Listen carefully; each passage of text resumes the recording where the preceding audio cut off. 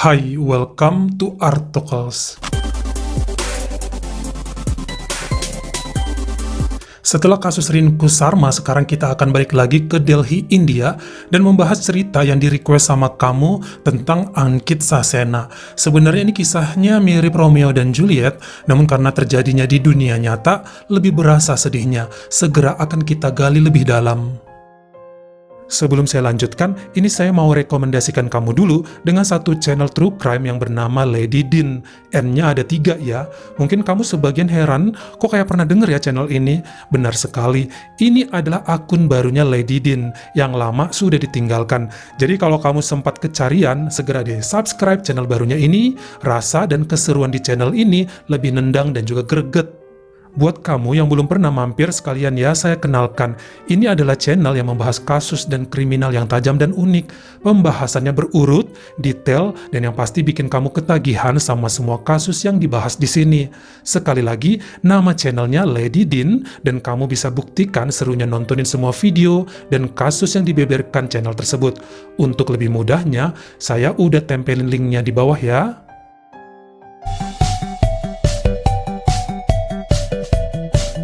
Hari ini kita akan terbang ke Delhi Barat, tepatnya ke daerah Kiala dan bertemu dengan seorang pria yang lahir pada 15 Desember 1994 bernama Ankit Sasena. Dia lahir dan tumbuh dalam keluarga Hindu yang taat dan cukup terkenal baik di wilayah tersebut. Ayahnya bernama Yaspal dan ibunya Kamles. Mereka sangat dihargai sebagai warga yang berpikiran terbuka, bijaksana, dan pintar. Ankit punya seorang kakak yang bernama Preti, bekerja sebagai suster. Keluarga mereka termasuk dalam kasta kayasta, makanya pendidikan dan saling menghargai penganut agama lainnya adalah kewajiban bagi mereka.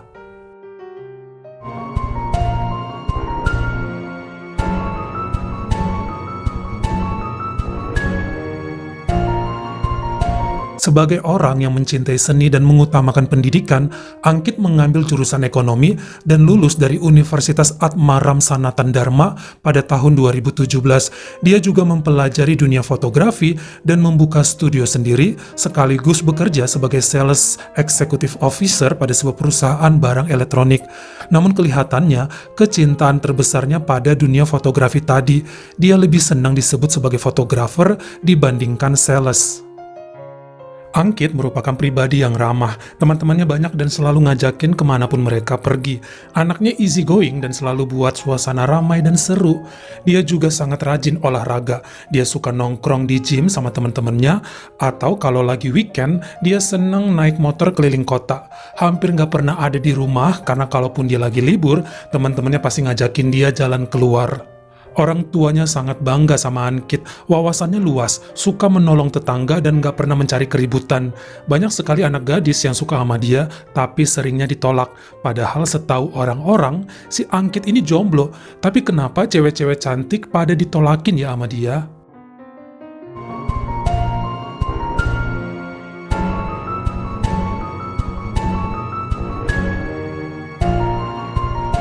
Saya mau ajak kamu ya mundur sedikit ke tahun 2009, di mana saat itu Ankit masih berumur 15 tahun, dan di daerah Kiala, dia punya tetangga yang beragama Islam bernama Pak Akbar Ali.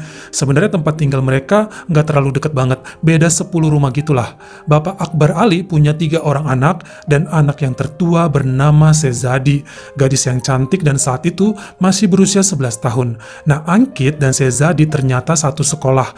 Ankitnya SMP, sementara Sezadi masih SD. Namun karena sekolahnya kan yayasan gitu, jadi lengkap dari SD sampai SMA semua ada. Mereka sering berangkat bareng dan semakin akrab. Namun sepertinya ibunya Sezadi yang bernama Shanas mulai curiga sama gelagat putrinya itu. Dia cerita ke suaminya dan melarang Sezadi berteman dengan Ankit. Menurut yang saya baca, keluarganya nggak setuju karena perbedaan agama. Itu selalu yang dijadikan alasan sama kedua orang tuanya untuk Sezadi tidak berteman dengan mereka yang nggak seagama dengannya. Di sini saya nggak punya foto Sezadi, jadi ini adalah tangkapan layar, screenshot satu-satunya dari video dia. Kenapa begitu? Karena sejak remaja ternyata Sezadi sangat dibatasi ruang gerak oleh orang tuanya. Dia ini nggak boleh punya handphone, nggak boleh keluar rumah menemui pria, nggak boleh bersosial media, wajib di dapur dan sepulang sekolah, bahkan nggak boleh main ke rumah temennya. Inilah yang kemudian membuat Sezadi sangat terkekang. Dia merasa itu bukan hanya sekedar larangan berteman dengan yang beda agama, tapi udah ke pola pikir yang sempit dari orang tuanya bahwa wanita hanya boleh di rumah aja kerja di dapur tanpa bisa memperoleh pendidikan yang tinggi. Saat SMA, Sezadi katanya sering didatangi ke sekolahnya oleh Ankit yang sudah berkuliah. Ankit sangat menyukai kesederhanaan Sezadi. Baginya, dia adalah sosok calon istri yang bisa membawa kebahagiaan dan juga berhati lembut. Namun dia sadar diri bahwa kedua orang tua Sezadi sangat membencinya. Saat mau lulus SMA, orang tua Sezadi pindah rumah. Mereka nggak mau berdekatan dengan rumah Ankit. Bahkan setelah pindah, kemudian mereka udah mewanti-wanti Sezadi bahwa dia tidak akan berkuliah, namun segera menikah dengan calon yang dipersiapkan ayahnya, seorang pria matang yang seagama berusia 39 tahun. Hal ini membuat Sezadi sedih karena ternyata dia sudah pacaran sama Ankit secara diam-diam. Saat akan dipertemukan dengan calon suaminya, Sezadi kabur ke rumah bibinya beberapa hari. Sang calon suami itu marah dan pertunangan mereka dibatalkan. Hal ini bikin ayahnya Sezadi ngamuk kemudian memukuli dia. Sampai 3 kali dikatakan orang tuanya menjodohkan Sezadi dengan pria tua pilihan ayahnya. Namun setiap mau ditunangkan, selalu nih Sezadi kabur dari rumah dan pernah 1 kali pura-pura kesurupan sampai semuanya batal. Walaupun ujung-ujungnya Sezadi harus menerima pukulan dari ayah dan juga ibunya, bahkan pamannya yang bernama Muhammad Salim ikut menampar dia, tapi Sezadi nggak peduli karena dia hanya mencintai Ankit Sasena. Tapi apakah Ankit nggak berjuang demi pujaan hatinya itu? Sudah beberapa kali Ankit katanya mencoba datang ke rumah Sezadi, namun ayah ibunya selalu ngusir, mengancam, teriak, bahkan pernah menyiram air panas ke arah Ankit. Untungnya dia masih bisa ngeles. Teman-temannya Ankit juga membantunya berjuang dengan melakukan negosiasi dan bicara kepada orang tua Sezadi, tapi nggak ada gunanya. Perbedaan agama ini yang selalu dijadikan alasan untuk tidak menerima Ankit berhubungan dengan putrinya. Sampai dikatakan selama 3 tahun, Ankit dan Sezadi pacaran secara diam-diam, backstreet, namun baru 2 kali mereka jalan keluar untuk makan dan nonton. Itu pun karena dibantu teman-teman Ankit yang cewek, menjemput Sezadi pura-pura mau kondangan. Dan 1 kali teman Ankit yang Islam menjemput Sezadi, alasannya ada acara di masjid. Tapi pernah juga nih Sezadi dibonceng sama Ankit naik motor, kelihatan sama adiknya.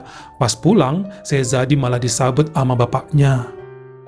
Sebenarnya Sezadi juga berharap bisa kuliah jadi perawat, tapi orang tuanya melarang dan menganggap wanita abis lulus SMA langsung nikah aja lah. Mereka mengurung Sezadi tanpa alasan yang jelas dan tiap hari hanya mencari jodoh buat putrinya yang masih berusia 19 di tahun 2017. Jodoh yang kaya dan seagama, nggak peduli usianya udah tua atau duda sekalipun. Sebenarnya Sezadi sering melawan orang tuanya dengan mengatakan bahwa mereka sok berpegang teguh pada agama, padahal apa yang mereka lakukan juga salah. Memaksa dia nikah dengan pria tua yang bahkan baru mereka kenal 1-2 minggu sangat berbahaya. Tapi orang tuanya bilang, yang penting uangnya banyak dan seagama, beres, gak usah pakai cinta. Cinta gak bisa ngasih makan. Hubungan Ankit dan Sezadi kebanyakan hanya melalui telepon rumah. Kalau orang tuanya lagi keluar dan dia dikurung, maka Ankit akan menelpon Sezadi. Mereka ngobrol dan bercanda berjam-jam. Pernah juga nih Sezadi dikasih handphone sama Ankit, dan selama seminggu, tiap tengah malam mereka teleponan bisa sampai pagi. Habis nelpon, biasanya HP-nya dimatikan dan diumpetin di bawah lemari. Tapi kemudian ketahuan juga dan Sezadi dipukulin sama bapaknya. Yang pasti, Ankit selalu berjanji kepada pacarnya itu bahwa dia akan menikahinya bagaimanapun caranya. Pernah juga 1 kali orang tua Ankit bertanya pada putranya itu, apakah dia serius dengan Sezadi. Ankit menyatakan serius, dan ayah ibunya kemudian datang di halaman rumah Sezadi untuk bicara baik-baik, namun mereka malah diusir dan dihina-hina. Bahkan ayahnya Ankit sampai teriak kepada Pak Ali Akbar dan bilang, jangan pernah bawa agamamu untuk melarang hubungan anak-anak kita. Kau pukuli anakmu dan anakku atas nama agama, itu semua atas kemauanmu. Saya tahu agama Islam indah, yang jelek adalah sifatmu. Anak-anak kita tidak pernah bisa memilih mereka akan dilahirkan dengan agama apa. Kita yang harus bijaksana dengan lembut memberikan pengertian. Tapi saat ayahnya Ankit masih berbicara, kemudian Pak Ali Akbar melemparnya dengan batu bata sehingga tetangga membawanya kabur dari sana. Seperti yang saya bilang tadi, Angkit ini kan tampan, gagah, pekerjaannya bagus, dan banyak wanita cantik yang ngejar-ngejar dia dan berharap jadi pacarnya. Namun hatinya udah lengket kepada Sezadi terus. Teman-temannya cukup sedia dengan keadaan ini, sampai kemudian Angkit meminta salah satu sahabatnya yang muslim untuk mengajarinya baca Al-Quran, sholat, dan semua hal yang berhubungan dengan agama Islam. Orang tua Angkit tahu hal tersebut. Mereka membiarkan karena mikirnya terkadang cinta memang harus berkorban. Ayahnya Angkit berkata kepada putranya itu, "Kalaupun kamu mau masuk Islam, biarlah kamu belajar agama Islam dengan serius dulu. Terima dengan ketulusan hatimu. Jangan beralasan, aku masuk Islam supaya bisa nikah dengan pacarku. Itu salah. Tapi masuklah Islam karena kamu mempercayainya. Ayah relakan kamu meninggalkan Hindu dan masuk Islam karena semua agama mengajarkan kebaikan." Maka kemudian, di akhir Januari 2018, Angkit benar-benar belajar dengan seorang ustadz. Sementara di rumahnya Sezadi, ayahnya sudah punya calon lagi untuk dia. Besok tanggal 1 Februari 2018, calonnya akan datang dan Sezadi nggak boleh kabur atau pura-pura kesurupan lagi. Jika hal itu terjadi, maka sang ayah akan menghabisi nyawanya. Kali ini dia dikurung seharian di kamarnya. Sampai sorenya, saat calon suami datang bawa hadiah yang banyak, Sezadi berhasil kabur dari jendela dengan bantuan adiknya yang masih umur 13 tahun, adiknya cewek. Dia berlari sekuat tenaga tanpa tahu tujuan, kemudian naik sebuah becak menuju stasiun kereta api Subas Nagar. Ketika sampai di stasiun, dia meminjam handphone tukang becak tadi dan menelpon handphonenya Angkit, tapi nggak diangkat-angkat. Jadi si Sezadi ini katanya selalu bawa nomor handphone dan nomor telepon rumah Angkit di secari kertas. Dia coba beberapa kali nelpon ke rumah Angkit juga nggak diangkat. Sementara di rumahnya, orang tua Sezadi udah ngamuk kepada adiknya yang umur 13 tahun. Dipukul dia sama bapaknya karena terlihat tetangga bantu kakaknya kabur. Karena saking malunya, kemudian ayah dan ibunya Sezadi bersama pamannya yang bernama Muhammad Salim dan adik lelaki Sezadi yang berusia 15 tahun. Mereka berempat langsung menuju ke rumah Angkit karena mengira Sezadi ngumpet ke sana. Ternyata mereka ketemu sama Angkit yang baru pulang kerja di depan gang, di pinggir jalan raya. Itu sekitar jam 8 malam, dan mereka semua langsung ngeroyok si Angkit, mukulin dengan batu. Mereka nonjokin Angkit dan semua orang katanya mulai berkumpul menontonin sambil merekam dengan handphone. Angkit lalu katanya bersembah di kaki ibunya Sezadi dan mengatakan dia nggak tahu di mana putrinya berada, sambil menunjukkan sebuah Al-Quran kecil dan berkata bahwa dia sedang belajar untuk masuk agama Islam. Namun paman, adik, dan ayahnya Sezadi nggak peduli. Mereka menendangi tubuh Angkit yang nggak mau melawan dan hanya memohon supaya dimaafkan. Kemudian Pak Ali Akbar mengambil sebuah pisau dari mobilnya, menusuk pundak Angkit dan menebas leher pria itu beberapa kali di hadapan ratusan orang yang nontonin dan nggak ada yang mau menolongnya. Keadaan jalan saat itu katanya sangat macet. Orang tua Angkit kemudian muncul dari dalam gang dan menangisi tubuh anaknya itu. Sementara polisi kemudian datang karena dipanggil beberapa tetangga. Ibu dan adiknya Sezadi langsung kabur, sementara ayah dan pamannya menyerahkan diri kepada polisi. Mereka enggak menyesal dan rela katanya dipenjara, yang penting sudah puas melukai Angkit. Tubuh Angkit dibawa ke rumah sakit terdekat, namun ya dia ternyata sudah menghembuskan nafas terakhirnya justru sejak di TKP. Dia meninggal di usianya yang ke-23 tahun.